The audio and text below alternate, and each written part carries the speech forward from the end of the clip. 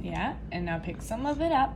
Good job! Yeah! You did it! Good High job, five. Levi. Oh yeah. Saucy high five. Is it yum? You like the spicy? Good. We're the boy family!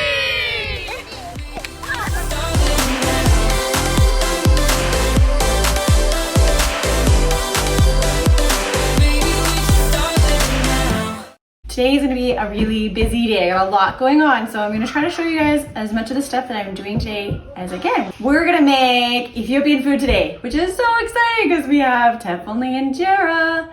So we're going to make that.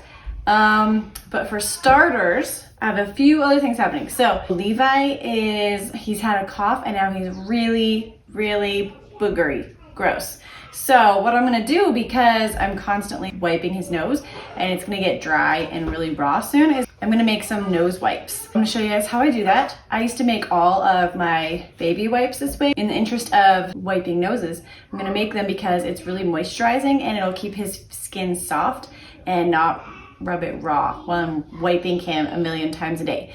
First thing I need though is a container, and so I have this yogurt container but it still has yogurt in it, so I thought this was a great opportunity to show you guys how I make yogurt cheese, because I think I said I was going to do that because yogurt cheese is so good. So I have this big mesh colander and I have a clean lint-free tea towel. I love these old style ones I got from the thrift store because they don't have any lint in them. Okay, so I'm just going to put that towel inside of this colander and I'm going to take my yogurt. This is just plain yogurt. You could use Greek yogurt. It doesn't matter. Greek yogurt will go a little bit faster because they've already started the process for you, but in this case I don't have any Greek yogurt today. And pour it in there. So you're gonna end up with a lot less yogurt cheese than you start with yogurt. This container is a little bit big for the bowl that's under it. Oh, did I mention you need a bowl under it? You need a bowl under it. When you're making yogurt, when you make cheese, cottage cheese, all that stuff that's made out of milk, when it separates in the cheese making or yogurt making process, it creates whey. So if you ever open up your tub of yogurt from the store and there's like liquid floating on top, that's not your yogurt going bad. That's just the whey separating. And all we're gonna do with this process is separate that whey a lot. You can use it in place of any like water, any of your baking. A lot of people use it when they're making pancakes. If you make sauerkraut, if you ferment any veggies, you can use that whey to kickstart that fermentation so it won't take so long. So I put it in here, and as you can see, it's already dripping. So that clear liquid, that's the whey. It's just dripping right through that towel, and all of the yogurt part is staying in the cloth. So we're just gonna set that aside. I'm just gonna leave it on the counter while I do all my other stuff. All right, my container is clean. This is Bounty paper towel. You have to be a little bit careful with what brands you use because a lot of them fall apart. And so when I was looking online, when I started doing this like years ago, Bounty was the one that everyone said held up, so it's just always the one that I buy. So what I'm gonna do is I'm gonna mark right at the top of this paper towel. Okay, so I got a pencil. I'm just gonna mark it right where that is. A serrated knife. If you have an electric knife, those work amazing and so much easier. This takes a little bit of elbow grease. So I'm just gonna cut it right through all the way.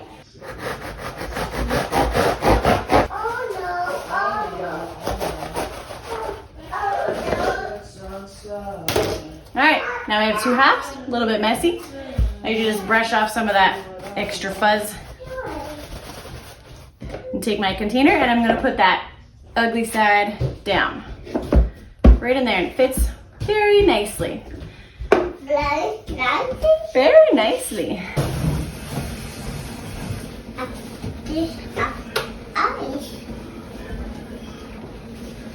I put the eye on it. Eye on it. Oh. Did you get that chair by yourself? Oh yes. Okay, let me move it this way.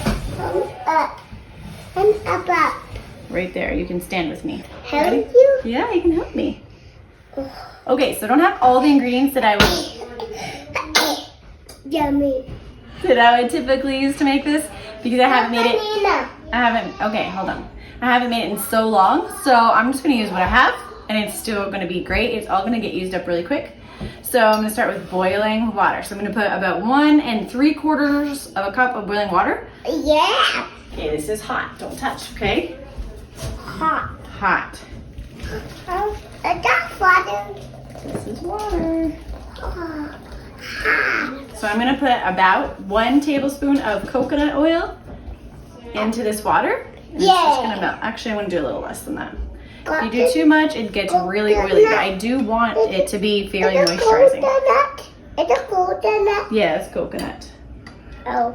So typically I would also add witch hazel and I would add aloe vera. So today all I'm using is the coconut oil and some essential oils. So this is eucalyptus oil, eucalyptus globulus. I'm gonna put about 5 drops of that in, and this one is peppermint. This is peppermint essential oil.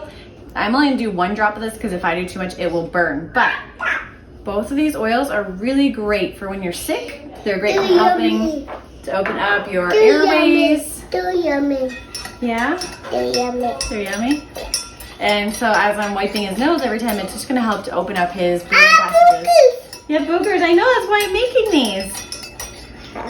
So if you have witch hazel and aloe vera, definitely add about a teaspoon of witch hazel and a tablespoon of aloe vera. That's why we're making these. Okay, and then all you're gonna do is just take that mixture and just pour it evenly all around on that paper towel. All around. All around. Now don't forget this is boiling hot, so don't touch it right away. Okay, we're gonna let that sit for 2 to 3 minutes while it cools off a little bit.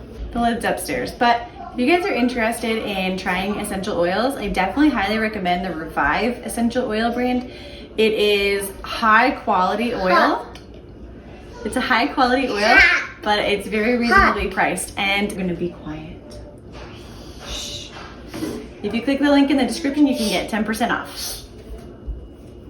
Okay, so it's sat for a few minutes, cooled off, and it's been able to soak up most of that liquid. Now I'm just gonna grab the cardboard center, the little tube, and just really gently pull it away from the edges and pull that up and out, and then discard that. And then in the middle, we're just gonna grab up that paper towel. And so then that's where we're gonna pull from, is the middle. And then we have a perfectly good wipe. Here, let me wipe your nose. For nose wiping, and it's a good size because I'm not wasting too much on him. And it's gonna keep his skin nice and moisturized and soft. So to keep this moisturized, you got a lid. A lid? Take this out for a second. Yeah. Yeah. And I'm gonna use this knife.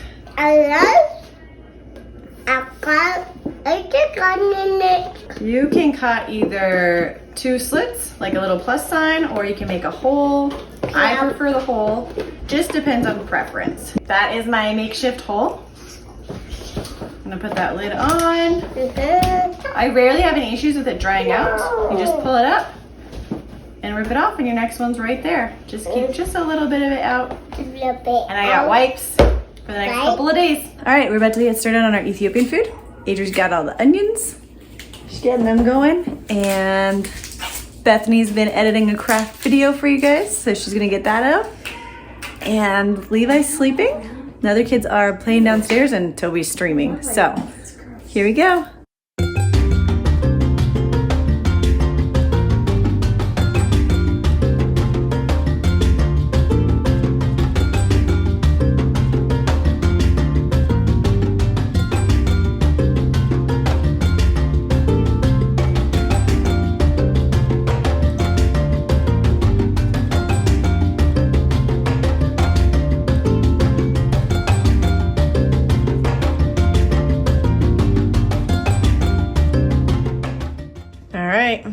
We got 2 pots going. You know you're making Ethiopian food when everyone in the house is crying. This one is gonna be what's called misirwut, which is basically onion, orange lentils. That's basically what it is. And some berbere spice. This is going to be our Doro wut, which is the national dish of Ethiopia. I'm not gonna cook it anywhere near as good as them, but it's still gonna taste amazing. I'm totally cheating on this part. to make authentic Doro wood, you have to use a whole chicken and you cut it into 12 pieces. They're very specific. Now this is Ethiopia's national dish, so it's kind of cool. It's very particular. We don't really have traditions like that in North America, which is kind of sad. I don't even know how to cut up a chicken. Another thing that's very sad. So I am just using the dark meat. I have 2 packs of chicken thighs and 1 pack of drumsticks. Having the bone in there is gonna add a lot of extra nutrients and my kids like it. So the first step actually is gonna be to wash the chicken. I think we're gonna take the skin off of these legs. So I am going to put some little piercings in each of these pieces of chicken so that when we're cooking them, the sauce can get right inside of them and make them super yummy. So one thing I've noticed that other cultures are really good at that we don't seem to do in North America, at least nobody that I know does it, is washing our chicken. That's one of the steps in preparing your Doro wood is to wash your chicken. So I'm just gonna fill this up with some filtered water and I'm gonna squeeze the juice of 2 lemons into it and let it sit and then just kind of mush it around for a little bit. By the way, I am not Ethiopian. I've never even been to Ethiopia. I have a lot of Ethiopian friends. I have friends that have actually shown me how to make some of these dishes. I have made it with them. We have been to Ethiopian weddings, we've been to Ethiopian parties, we've eaten a lot of Ethiopian food. But I'm not Ethiopian, so please, if you want to learn how to make Ethiopian food, go find a YouTube video with an Ethiopian teaching you how to make Ethiopian food because they're the ones that really know what they're doing. I actually have a video on my iPad right now that I'm gonna watch as I'm making the Doro wood from an Ethiopian, and she's gonna show me step by step. And even though I've done this with her several times, I watch her video every time to make sure I don't miss a step because this isn't something I was raised doing. And it doesn't just come second nature to me. I will actually link that video in the description of my video. If you want to try to make Doro wood, go ahead and watch her video and do it step by step with her. She's a really great teacher. Okay, so Adri had eggs on to hard boil, but something was on the burner and we started fire in the kitchen. So we're gonna let that burner cool off and clean it out and try it again. In the meantime, I'm gonna get the lemons squeezed into this chicken.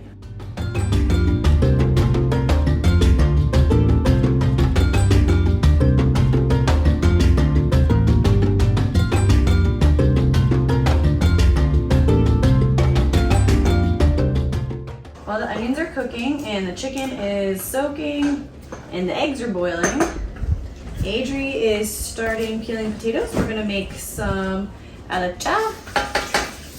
And I am going to work on pureeing some garlic and some ginger.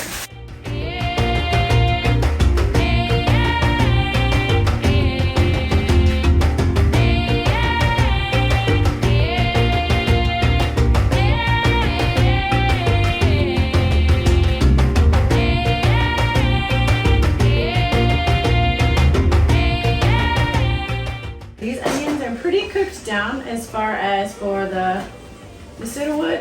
When I first started cooking Ethiopian food, I always used yellow onions and they stick really bad and they're so hard to keep them from burning. And then when I was watching the video that I use on making Doro wood, she mentioned that they use red onions, and so I've tried it since then and it is so much better. They don't stick at all. I don't have to use any oil. I don't even have to add water. They just cook down really nice. So definitely one tip, stick with red onions. I'm gonna get my lentils out and get them rinsed and ready. Okay, so this bag holds them red lentils. I'm gonna use about equal parts of what I did onions in red lentils. And I'm just gonna rinse these under cold water really well. I'm just gonna add them to this pot.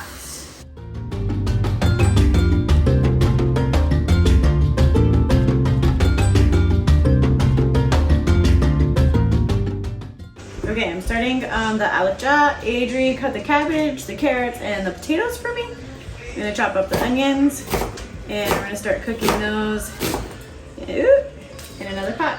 So with the alecha, unlike the Doro wood and the Doro wood, we kind of want the vegetables to still have their shape and their form. Now, when I was looking up a recipe just to remind me how to do this, apparently there's different types of alecha. I don't know which type this is. This is one that was just taught to me by a friend, and that's just what they call it. So if you're looking it up, you'll have to look at the pictures to figure out which one you need to make. It's the one with all the big chunks of cabbage.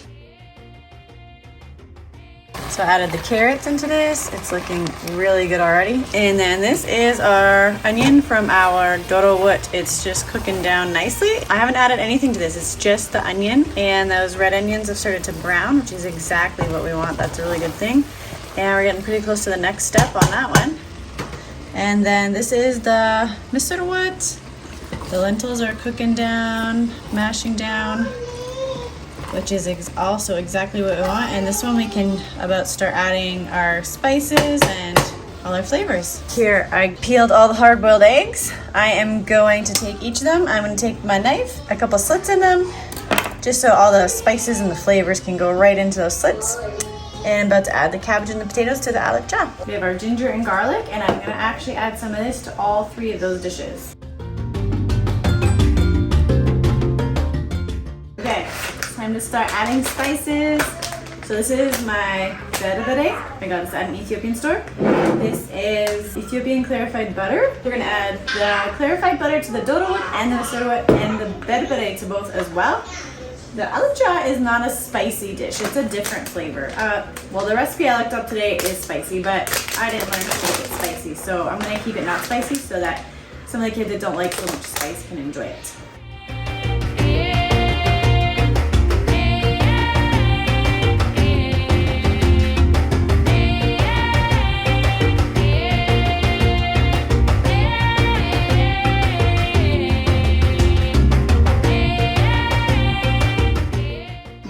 Washing my chicken, and then we're gonna add it into the sauce. Everything's in there. I added some salt and pepper, and now I'm going to add some turmeric, because one thing about this dish is it's a very yellow dish.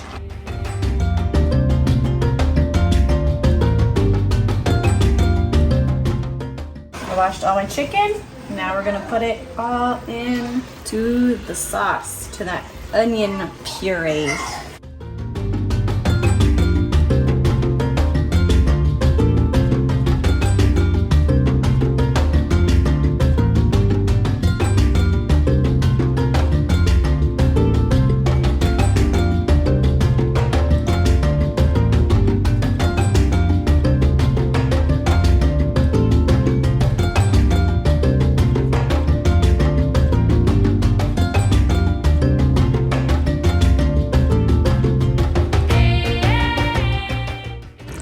Alright, I had to move this to my bigger stock pot because I didn't have enough space to put all of these eggs in.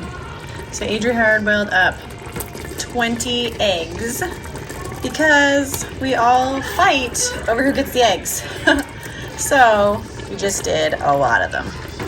So there'll be enough for everyone to have one, and then a few extras for the leftovers, because we will not finish this all tonight, because once you eat this with the injera, Ethiopian food is very filling. So although it's amazing, you want to eat like a lot of servings of it, you just get full. It's just a fact.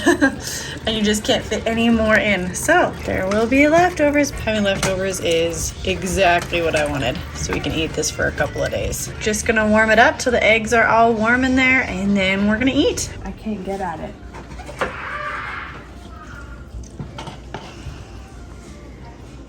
This is Adri not waiting for us to serve the meal. She's so excited. I'm waiting all day. Oh, hot. Is it good?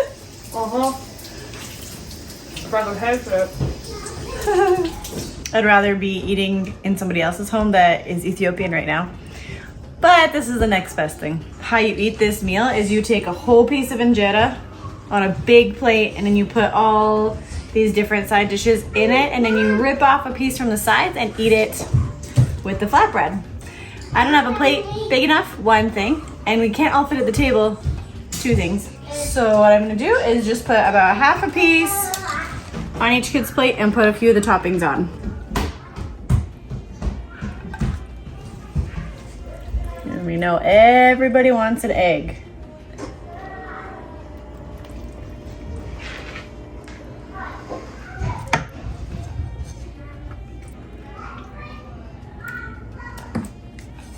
That, and then I'm gonna roll up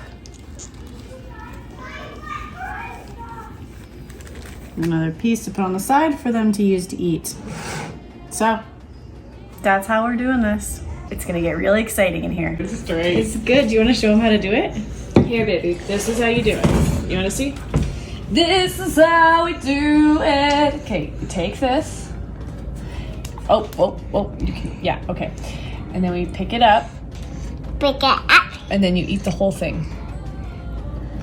Okay, can you try it? Once you get, whoa. Get the whole thing in there. Did I make it too big for you? Is that good? You want to try it yourself? Okay, break off a piece. Yeah, now put it on top. Yeah, put it on top of the sauce. Yeah, and now pick some of it up. Good job! Yeah, you did it! Good High job, five. Levi. Oh yeah, saucy high five. Is it yum? You like the spicy? Good. Mom. More. That was adorable. Yeah, that's really cute. I can't believe he can do that. No. Yeah.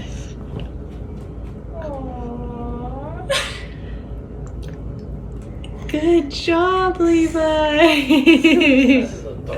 He's just digging in like crazy. Okay. Yeah, well, you're only supposed to get one. I love this. Yeah. And the eggy. It's yummy. You like the eggy? Yeah, it's yummy. You like the egg? He hasn't really had Ethiopian food, and he's loving it. That's great. He's giving you thumbs up. Levi, can you show him how you take the injera and then you grab food with it? Yeah, show him how. Oh yeah. You take.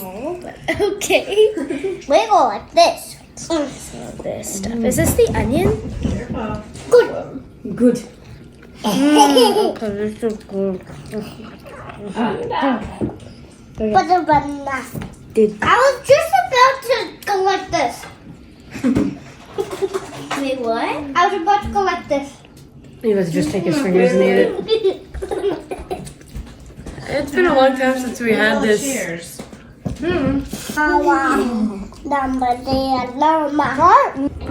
What are you breathing for, Adri? I'm trying to make more room. Are you full? Have you had seconds?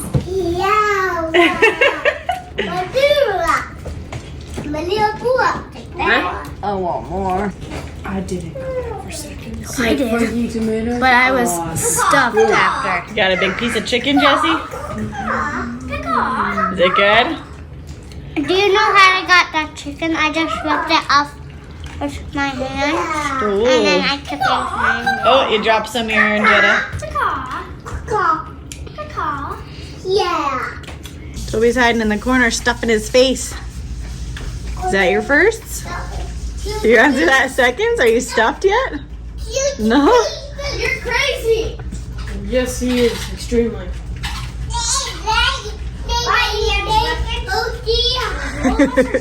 Bethany couldn't quite finish. Foot. She's gonna explode.